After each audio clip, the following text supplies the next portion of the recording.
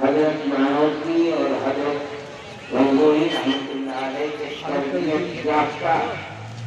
مجاہد آزادی گاڑیوں کا سب سے پہلا ثبوت حضرت سے انہیں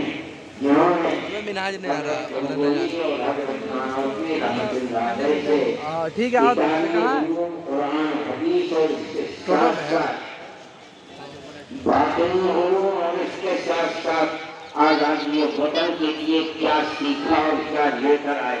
انہوں نے پھر کیا کیا اور کیسے کیسے شاگرد پیدا کیے اور ان شاگردوں نے ملک کو آزاد کرایا اور ان کی کیا تصویر تھی۔ یہ ایک ایسی چیز ہے کہ اس کو مدون ہونا چاہیے اور جو آپ کے اور ہمارے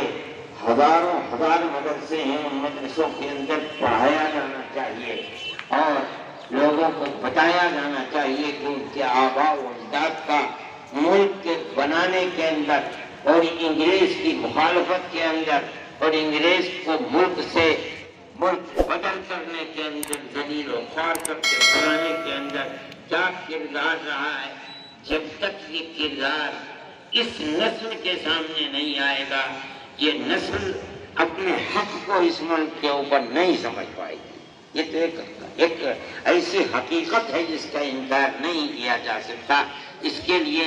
حضرت محترم صاحب کی سب سے پہلی اور بڑی ذمہ داری ہے افراد کو پیدا کرنا چاہیے۔ کتابوں میں سب موجود ہے، لکھا ہوا ہے، بلکہ افراد بھی ہیں۔ اگر انہیں جمع بلایا جائے گا،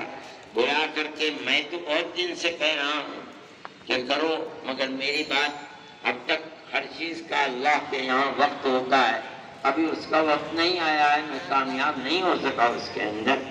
حضرت محترم صاحب اگر دارالعلوم کی طرف سے کہیں گے تو میں یہ سمجھتا ہوں کہ اس کے لیے افراد میں بتاؤں گا ان کو مہیا ہو سکتے ہیں۔ یہ بہت اچھی چیز ہوگی اگر دارالعلوم اس چیز کو کرتا ہے تو اپنے اکابر کی تاریخ زندہ و جاوید ہو جائے گی۔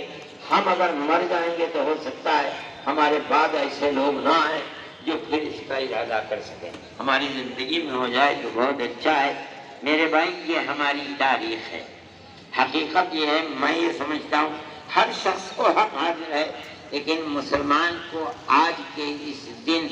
اپنے اکابر اور پوروجوں کی تاریخ، قربانی بھری تاریخ، جس قربانی بھری تاریخ کو بھلا دیا گیا، میں اگر کہوں کہ مٹا دیا گیا تو میں اس کے اندر حق بجا نہیں رہوں گا۔ اس کو ہم زندہ کرتے ہیں، ہم نے آج بھی زندہ کیا ہے اور میں یہ کہتا ہوں کہ